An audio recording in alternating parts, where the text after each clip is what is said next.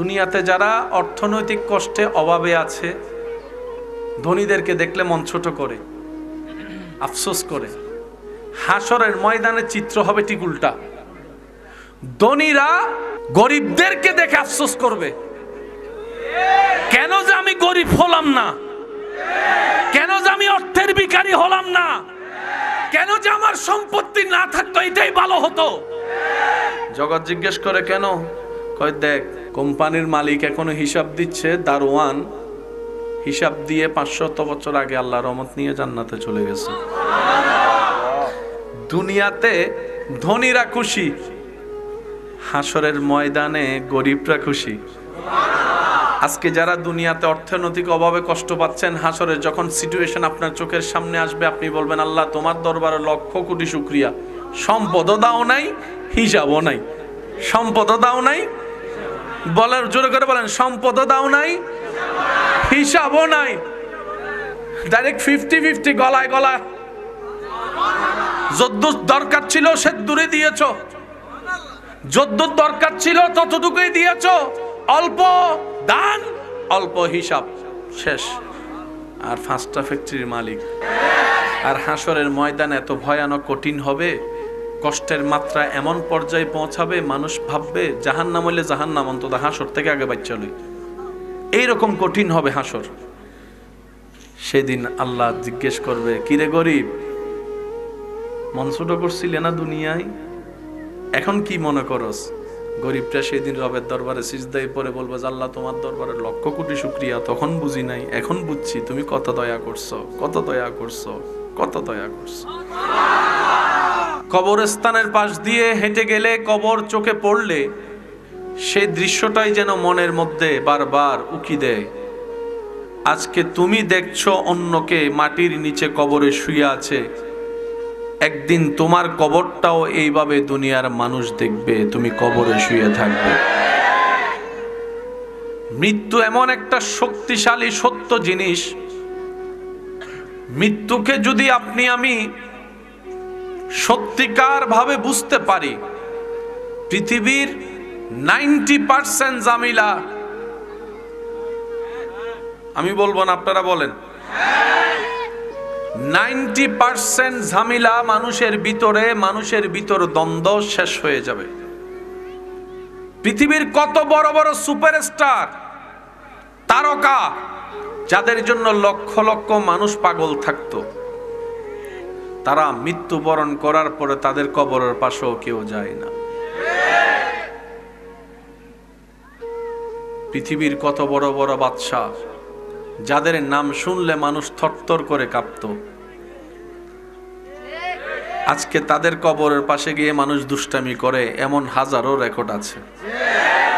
মৃত্যু বড় ভয়ানক। তবে যে হতে পারে রবের প্রেমিক, মৃত্যু তার জন্য হয় আনন্দ।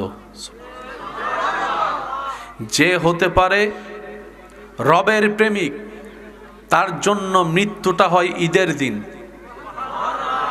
যে হতে পারে রবের প্রেমিক, রবের প্রিয় বান্দা, তার জন্য কবরটা হয় একটা আনন্দময় ঘর। যে হতে পারে রবের প্রেমিক, যার হৃদয় নূরের আলোয় আলোকিত, ঈমানের শক্তিতে বলিয়ান, কবর হাসর সমস্ত বাধা সে রবের রহমত দিয়ে পার হয়ে যাবে হাসি মুখে। এমনকি চোখের পলকে রবের রহমতে পুলসিরাত পার হয়ে জান্নাতে প্রবেশ করবে। মৃত্যু ভয়ানক, কোনো সন্দেহ নেই, কিন্তু মৃত্যু তাকে ভয় দেখাতে পারে না যে রবের প্রেম সাগরে নিজেকে ডুবুরি বানিয়েছে।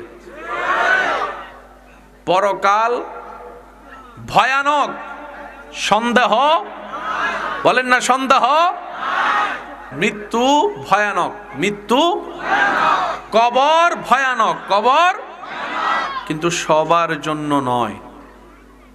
যারা রবের হবে তাদের জন্য মৃত্যু হবে আনন্দের। সুবহানাল্লাহ বলেন। তাদের জন্য কবর হবে আলোকিত, তাদের জন্য হাসর হবে ইজ্জতের, জান্নাত হবে প্রশান্তির। হবে যে রবের। ফাইনাল। কে কি নাম নির্দিষ্ট নেই। এবার যদি প্রশ্ন করেন সফলকে ব্যর্থকে, পাস কে করলো ফেল কে করলো, মনে রাখবেন গোল্ডেন এ প্লাস পানেওয়ালা আসল পাস নয়, A-B পানেওয়ালা ফেল নয়। আসল সফলতা তার জন্য যে আপন রবকে খুশি করে কবরে যেতে পেরেছে, সেই সবচাইতে সফল হয়েছে। ডান হাত তুলে দেখাই বলেন ঠিক কিনা। আসল সফল সে। আর যে রবকে খুশি করতে পারে নাই, সে পৃথিবীতে গোল্ডেন এ প্লাস পাইও ফেল। বলেন না, সে গোল্ডেন এ প্লাস পাইও আর পরীক্ষার খাতায় যে বি পাই নাই, কিন্তু রবের প্রিয় বান্দা হিসেবে গোল্ডেন এ প্লাস পাইছে। আল্লাহ তাআলা এই ইঙ্গিতটাই কোরআনের মধ্যে দিয়েছেন, কাদ আফলাহা মান যাক্কাহা। বান্দা, সফলতাকে মনে করিও না যে ভালো কোম্পানিতে চাকরি পেয়েছে। আমি বলতে থাকবো, আপনারা শুধু মিলাবেন। গণিতের মতো অঙ্ক মিললে নিবেন, না মিললে নেওয়ার দরকার নেই। রব বলে, বান্দা, ভালো কোম্পানিতে কাউকে চাকরি পেতে দেখলে সফলতার উচ্চ শিখরে পৌঁছাই গিয়েছে, এই কল্পনা করে তুমি ব্যর্থ হিসেবে মন ছোট করিও না। রব বলে, বান্দা, ও আমার বান্দা, কাউকে যদি ছোট্ট একটা দোকান থেকে বড় একটা শপিং মলের মতো মালিক হতে দেখে সফলতার উচ্চ শিখরে তাকে আসীন বানিয়ে তুমি সফল ভাবার চেষ্টা করিও না।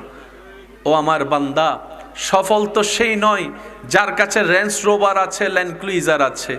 সফল তো সেই নয় যার কাছে ডুপ্লেক্স বাড়ি আছে। সফল তো সেই নয় যে দেশ থেকে বিদেশ গিয়ে অনেক টাকা কামিয়ে দেশের সে ভাঙ্গা গড়টাকে 10তলা বিল্ডিং বানিয়েছে। ও বান্দা, এগুলাকে দেখে তোমরা সফলতা মনে করলো, আসলে সফলতা নেই এখানে। একটু ভেবে দেখো, আব্দুল করিম রেঞ্জ রোভার কিনেছে, তুমি যাকে সফল মনে করছো, এই আব্দুল করিম মারা যাওয়ার সাথে সাথেই রেঞ্জ রোভারটা অন্য কেউ ব্যবহার করবে। আব্দুল করিমের আর থাকবে না, ডুপ্লেক্স বাড়িটা অন্যের হবে, আব্দুল করিমের হবে না। ওই বিদেশের ডলারগুলা অন্য কেউ মালিকানা দাবি করবে, আব্দুল করিমের আর মালিকানায় থাকবে না। এমনকি নিজের খরিদাকৃত জায়গায় যে ঘর বেঁধেছে, আব্দুল করিম মারা গেলে তার লাশটা পর্যন্ত ঘরের ভিতর রাখবে না, উঠানের মধ্যে ফালাই রাখবে, উঠানের মধ্যে ফালাই রাখবে।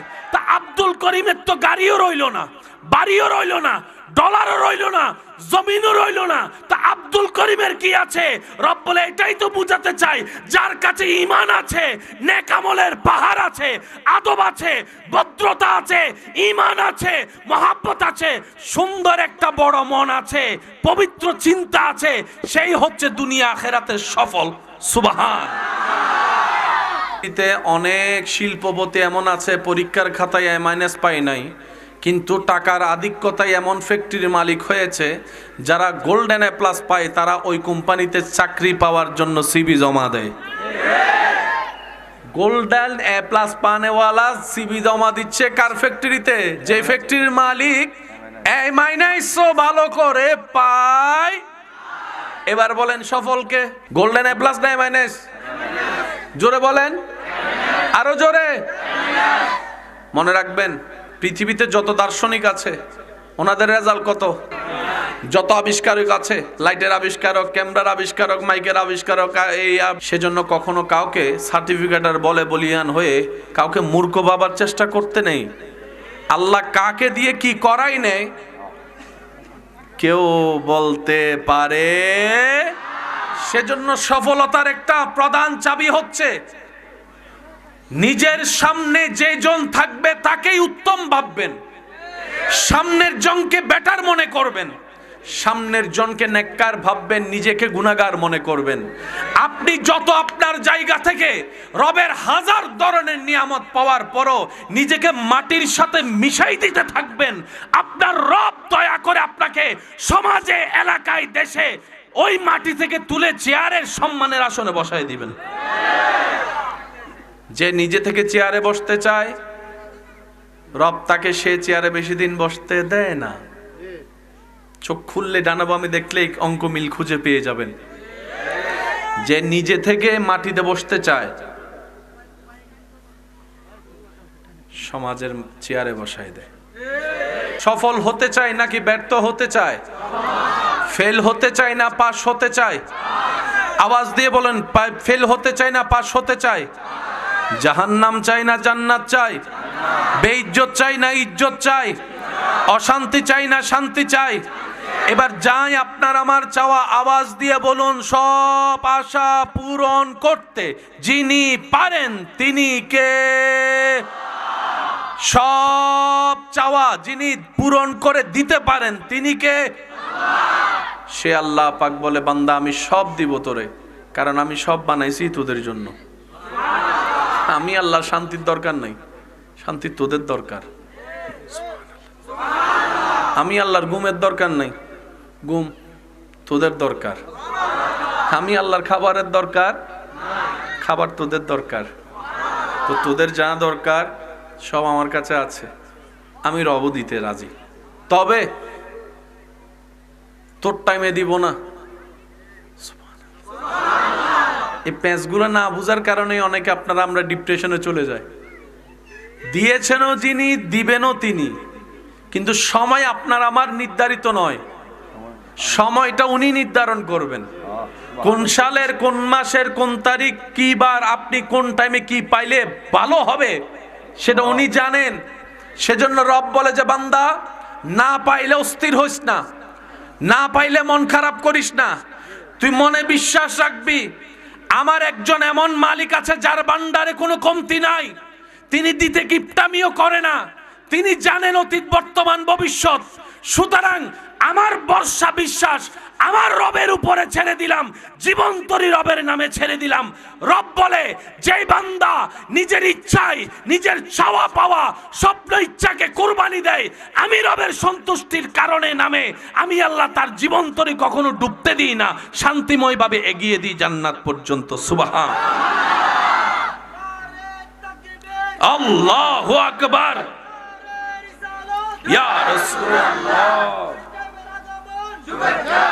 উচ্চ আওয়াজ একবার বলেন মারহাবা। কথাগুলো কি মাথায় থাকবে? ইনশাআল্লাহ তো বলি, মাথায় থাকবে ইনশাআল্লাহ। আমরা চাওয়া দরকার চাইবো, দরখাস্ত কখন কবুল করবে কি করবে না আওয়াজ দিয়ে বলুন, কার ইচ্ছা? উনি চাইলে কি এখন আপনাকে আমাকে কোটিপতি বানাতে পারে না?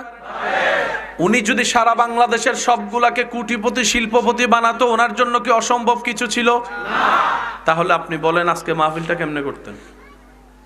লাইট ওলা পাইতেন কই? আওয়াজ দেয় না। মাইকওয়ালা কই পাইতেন? আপনি মাইকওয়ালারও যদি ফোন করে কইতেন, ভাই আমার মাহফিল আছে 5টা মাইক দে, মাইকওয়ালা আপনারা কইতো তুই বল আমার এখানে আয়। একটু জোরে বলবেন না? ওখান থেকে দাঁড়াইয়া আপনি গাড়ি পাচ্ছেন না, একটা অটো কোন রকম আসছে, অটোওয়ালারে আপনি পাইছেন, কই চাচা আপনার অটো কই? কই কি এর অটো? আমি এখন লাইন ক্লুজার চালাই। বুঝতে পারছেন বিষয়টা? জোতা যদি ছিঁড়ে যায় মুসি পাইতেন কই? তাহলে সবাইরে যদি কোটিপতি বানাইতো জিনিসটা কি ঠিক হতো? কখনো ঠিক হতো না। দুনিয়াতে যারা অর্থনৈতিক কষ্টে অভাবে আছে, ধনীদেরকে দেখলে মন ছোট করে, আফসোস করে। হাসরের ময়দানে চিত্র হবে ঠিক উল্টা। ধনীরা গরিবদেরকে দেখে আফসোস করবে, কেন যে আমি গরিব হলাম না, কেন যে আমি অর্থের ভিখারি হলাম না, কেন যে আমার সম্পত্তি না থাকতো, এটাই ভালো হতো। জগৎ জিজ্ঞেস করে কেন? কয় দেখ, কোম্পানির মালিক এখনো হিসাব দিচ্ছে, দারোয়ান হিসাব দিয়ে 500 বছর আগে আল্লাহর রহমত নিয়ে জান্নাতে চলে গেছে। দুনিয়াতে ধনীরা খুশি, হাসরের ময়দানে গরিবরা খুশি। আজকে যারা দুনিয়াতে অর্থনৈতিক অভাবে কষ্ট পাচ্ছেন, হাসরে যখন সিচুয়েশন আপনার চোখের সামনে আসবে, আপনি বলবেন আল্লাহ তোমার দরবারে লক্ষ কোটি শুকরিয়া, সম্পদও দাও নাই, হিসাবও নাই। সম্পদও দাও নাই, বলেন জোরে করে বলেন, সম্পদও দাও নাই, হিসাবও নাই। ডাইরেক্ট 50-50 গলায় গলা।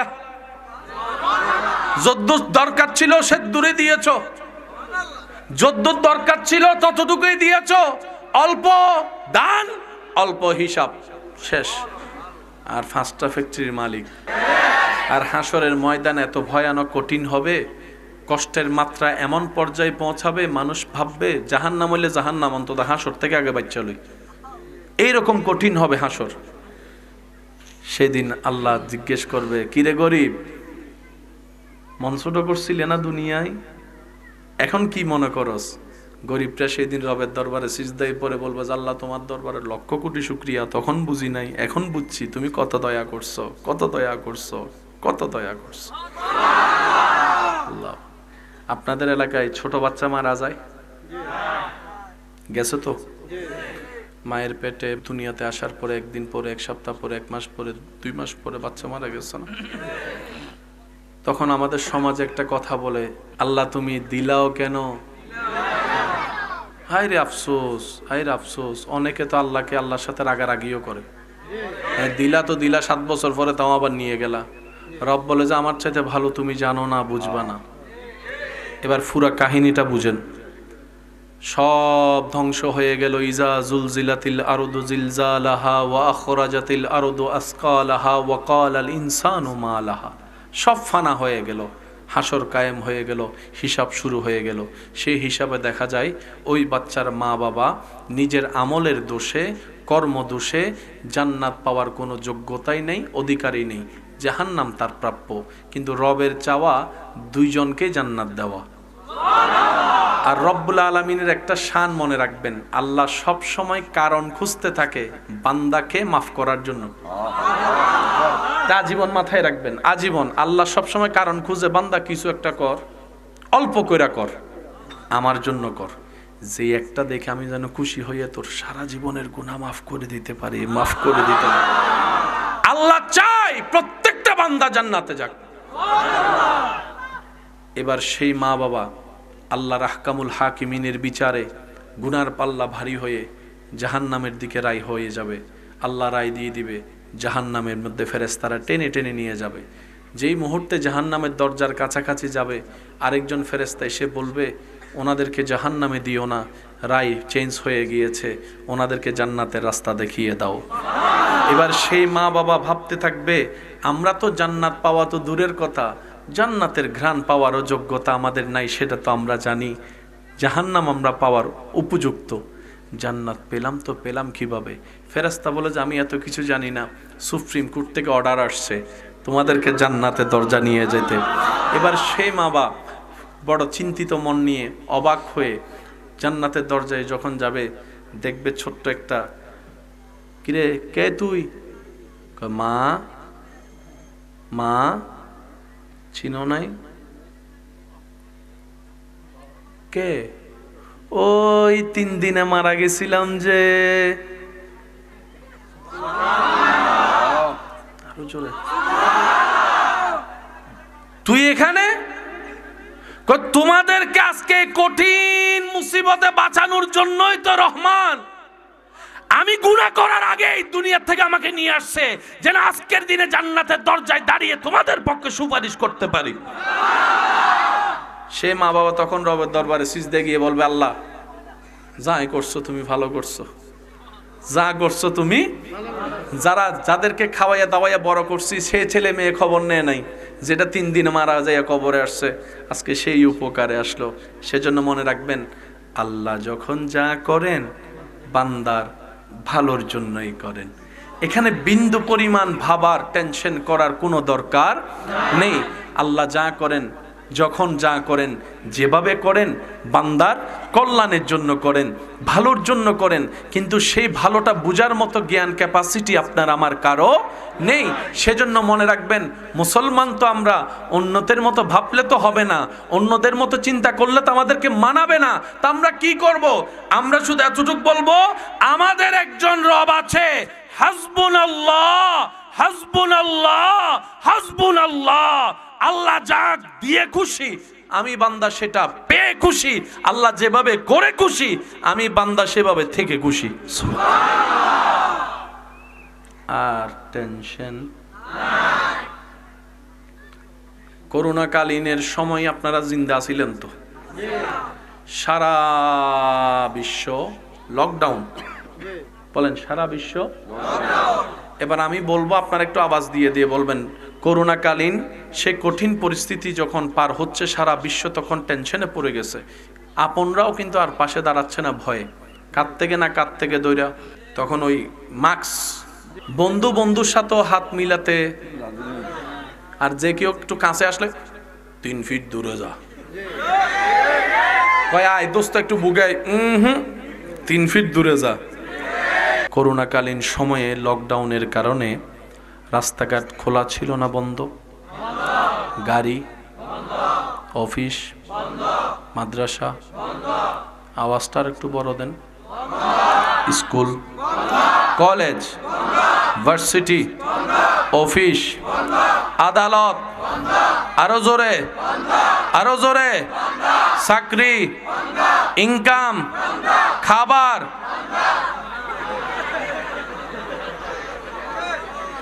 খাবার, খাবার চলছে নাকি বন্ধ? খাবার এখন মনে হয় ডেলি কয় বেলা? এখন করোনাকালীন মনে হয় 1 বেলা ছিল।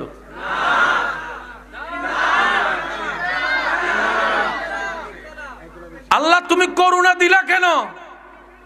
রব বলে যে যতগুলা কারণে করোনা দিয়েছি তোর মধ্যে একটা কারণ, বান্দারে তোর রিজিকের দায়িত্ব আমি তোর আত্মীয় স্বজনের হাতে দিই নাই, তোর রিজিকের জিম্মাদারি তোর আপন পরের কাছে দিই নাই, তোর রিজিকের দায়িত্ব তোর বাপ চাচা জেঠার কাছে দিই নাই, তুই বান্দার রিজিকের দায়িত্ব আমি আল্লাহ নিয়েছি। করোনাকালীন সব বন্ধ, খাবার বন্ধ ছিল না, কারণ রাজ্জাক আমি আল্লাহ ছিলাম, আমি রিজিক দিয়েছিলাম। আল্লাহু আকবার। তার ভাইরা বলেন, খাবারের জন্য বাজারে যাওয়ার দরকার আছে না?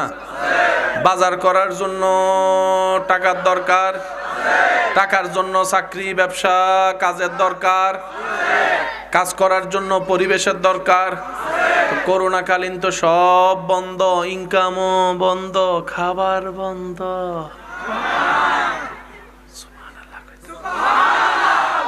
আরেকটু আস্তে কইরা 3 বেলা ভালো করে আল্লাহ খাওয়াইছে নাকি খাওয়াই নাই? শুধু তা না, এখন তো পরিশ্রম করে খাইতে হয়। আল্লাহ তখন কইছে ঘরে বসে বসে খা, অন্য সময় গাম জড়াই খাইস। এখন করোনাকালীন সময় আমি আল্লাহরে ভুলে গেছিস তো, দেখ আমি কেমনে খাওয়াই, ঘরের উপর, ঘরের ভিতর থাক, বাইরে লকডাউন, রুমের ভিতরে থাক, খাটের উপর শুইয়া থাক, শুইয়া শুইয়া খা, বৈশা বৈশা খা, হাইটা হাইটা খা, গাম জড়ানোর দরকার নাই। তোদেরকে প্র্যাকটিক্যাল আমি আল্লাহ বুঝাই দিলাম, রিজিকের জন্য পরিশ্রমের দরকার নাই, আমি রবের দয়ার দরকার, দয়ার দরকার, দয়ার দরকার। মনে থাকবে ইনশাআল্লাহ। এই অঙ্কটা যদি মাথায় চলে আসে, বান্দার 2 নাম্বারই করার চিন্তাই চলে যাবে।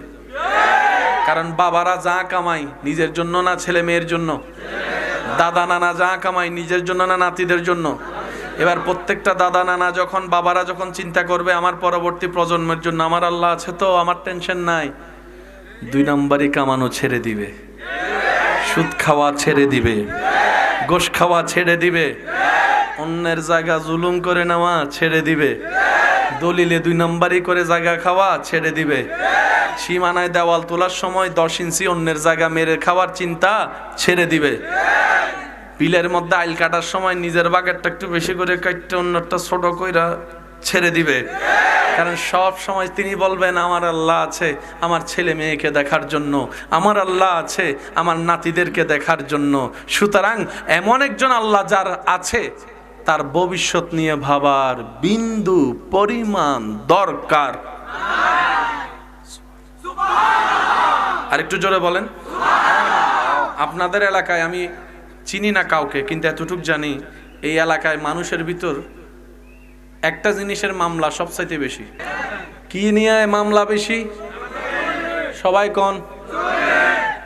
অনেক সময় তো এই জমি সংক্রান্ত মামলা এমন পর্যন্ত পৌঁছেছে, এক মার পেটের ভাই বোন কেউ কারো চেহারা দেখতে রাজি না, এই ভাইরাসটা বাড়তে বাড়তে এমন হয়েছে, তাদের ছেলে মেয়েও একজন আরেকজনের সাথে এখন সম্পর্ক রাখতে রাজি না। কারো বিয়েতে এখন কেউ যায় না। অনেক আছে ফুফিকে নাম দেখেন, বুঝাতে পারছি? টোটাল হিসাবটা করে দেখেন তো, লাভে আছেন নাকি লসে আছেন? আরো জোরে। হাজার লসের একটা লস শুধু আপনাদেরকে বলি। আপনার ছেলের বিয়ে দিবেন, মেয়ের বিয়ে দিবেন, বিয়ের মধ্যে আত্মীয় স্বজন না আসলে কি দেখতে সুন্দর লাগবে? বিয়ে বাড়ির মতো লাগবে? এখানে সব সাজাইছেন, শুধু শ্রোতা কেউ আসে নাই। দেখতে কিরকম লাগে? মাহফিল শেষ হওয়ার পর এক নজর দূর থেকে দেখবেন যে মরা বাড়ির মতো ভরে রয়েছে সব। তো যেভাবে আমি আত্মীয়তার সম্পর্ক ছিন্ন করতেছি, একসময় ছেলে মেয়ের বিয়েতে শুধু মেহমান দেখানোর জন্য বাস করে ভাড়া করে মানুষ আনা লাগবে। এই ছাড়া আর কোনো উপায়? বলেন এই ছাড়া আর কোনো উপায়? অনুরোধ করে বলে যায়, এই জাগার মামলা করে কে কি পাইছেন আমি জানি না, তবে এতটুক জানি জোতার তলা ক্ষয় হয়েছে। আমি শুনি নাই? কালো দাড়ি সাদা হইছে, মাথার চুলগুলা সব যাইয়া যাইয়া টাকলা হইছে, রাতের ঘুম হারাম হইছে। আরো জোরে, আরো জোরে। নিজের জন্য আল্লাহ যে অল্প সময় দিয়েছে তার 3 ভাগের 1 ভাগ সময় নষ্ট হয়েছে, সম্পর্ক ছিন্ন হয়েছে। যে জায়গার জন্য মামলা লড়তেছেন এমন টাকা গেছে, এই টাকা দিয়ে আপনি চাইলে অন্য জায়গায় আরো 2 ডবল জায়গা কিনতে পারতেন, সেই জায়গাটার টাকাও শেষ হয়েছে। এবার টোটাল হিসাবে বলেন লাভ না লস? আরো জোরে। আপনারা জানি কি বলছিলেন, আমরা কি লস চাই না লাভ চাই? মনে রাখবেন, আল্লাহ এবং রসুলের পথের মধ্যে যে লাভ আছে, পৃথিবীর আর কোথাও সেই লাভ আপনি পাবেন না, মানেন আর না মানেন। এটাই সত্য, এটাই বাস্তব, এটাই চিরন্তর। আওয়াজ দিয়ে বলুন ঠিক কিনা? ইমানদার ভাইয়েরা মনোযোগ, কারণ আমরা চলে যাব একদিন। আমি বাবাদেরকে একটা কথা বলতে চাই, ভেবে দেখবেন, আপনি যেভাবে মামলা টানছেন একা, আপনি মারা গেলে আপনার 5 ছেলে মিলেও সেই একা মামলা টানতে পারবে না। লিখে রাখেন।